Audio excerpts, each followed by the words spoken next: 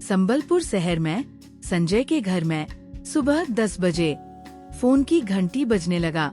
संजय ने फोन उठा के थोड़ा गुस्से से बोला, मैं तुम्हें कितना बार फोन किया हूँ राजेश, कहा हो थोड़ा जल्दी आओ। क्लाइंट मेरे लिए रुकेगा तो नहीं, हमें टाइम में पहुँचना है, जल्दी आओ। उधर से राजेश, जो संजय का ड्राइवर था, बोला, अभी पहुँच रहा हूँ सर, गाड़ी साफ कर रहा था।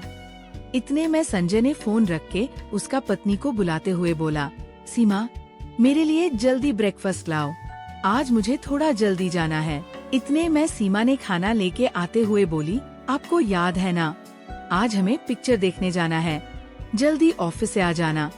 संजय ने सिर हिलाते हुए जल्दी जल्दी खाना खा के गाड़ी में बैठ के राजेश को बोला, जल्दी चल भाई, लेट होंगे तो कस्टमर ने वॉल्वो छोड़ के जेसीबी ले लेगा। राजेश ने गाड़ी का स्पीड बढ़ा दिया।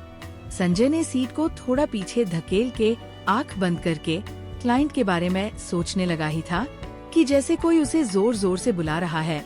आंख खोल के देखा तो सामने में सरोज खड़ा होके बोल रहा है, तू दिन में सोते हुए सपना देखना बंद कर, दिन का सपना कभी सच नहीं होता। संजय ने नींद से जागते हुए आंख मलते हुए सरोज को देखते हुए और मन ही मन सोचता रहा, क्या कभी मेरा ये सपना सच होगा? ना पैसा, ना कोई पहचान, पैसा को लेके दोस्तों के आगे रोज जिल्लत होना, क्या यही है मेरा जिंदगी? संजय, जो ओडिशा के अंगुल जिला के एक छोटे से गांव से ग्रेजुएट करने के बाद नौकरी के तलाश में घर में बैठ के सुबह से शाम तक ताश खेलता रहता था। ऊपर जितना भी बात आप सुने हैं, ये सब उसका सपना था। उसका परिवार में उसको, उसका माँ और पापा को मिला के घर में और 7 लोग रहते थे। उनमें से 5 बहन और 2 भाई थे। उसका पापा, जो एक मामूली क्लर्क की नौकरी करते थे, उनका कम कमाई से इतना बड़ा परिवार को संभालते संभालते घर में हमेशा पैसा की कमी हो जाती थी। घर में जब पैसा की तंगी को लेके माँ और पापा की बात होता था, तब संजय को बहुत बुरा लगता था। इसीलिए उसको पता रहता था कि घर का हालत कुछ ठीक नहीं है। यही सब देख के उसको लगता था कि काश मैं भी कुछ काम करके अपने पापा को कुछ मदद कर सकता। संजय ने बचपन से जब से होश संभाला तब से एक बात सोचता रहता था कि कैसे करके भी मैं इतना पैसा कमाऊं कि अपने परिवार को कहीं दूर शहर में घर लेके कंपनी का दिया हुआ गाड़ी में घुमाऊं और आराम की जिंदगी जीऊं।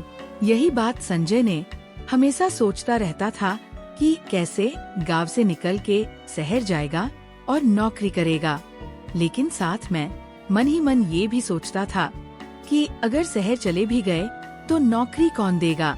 अगर कोई दे भी दिया तो क्या अच्छा घर और कंपनी का गाड़ी मिलेगा?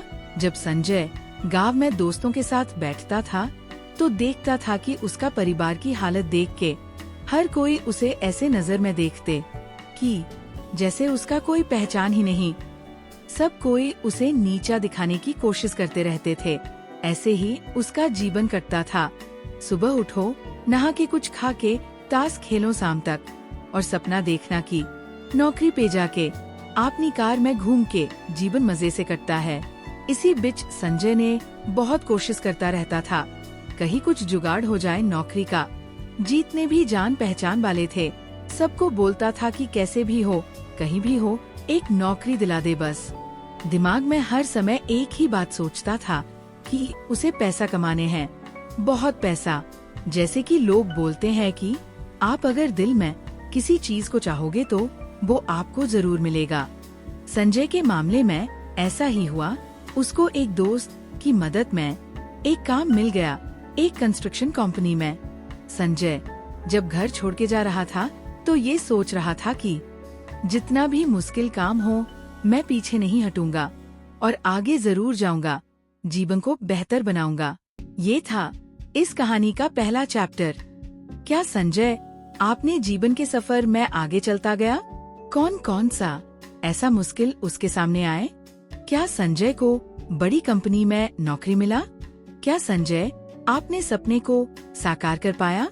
सुनने के लिए इस चैनल के साथ बने रहिए और सब्सक्राइब कर दीजिए। लेकिन उसको क्या पता था कि आगे बहुत सारे मुश्किलों का सिलसिला उसका सपना के सामने आएंगे, जिनको संजय को पार करके आगे बढ़ना होगा।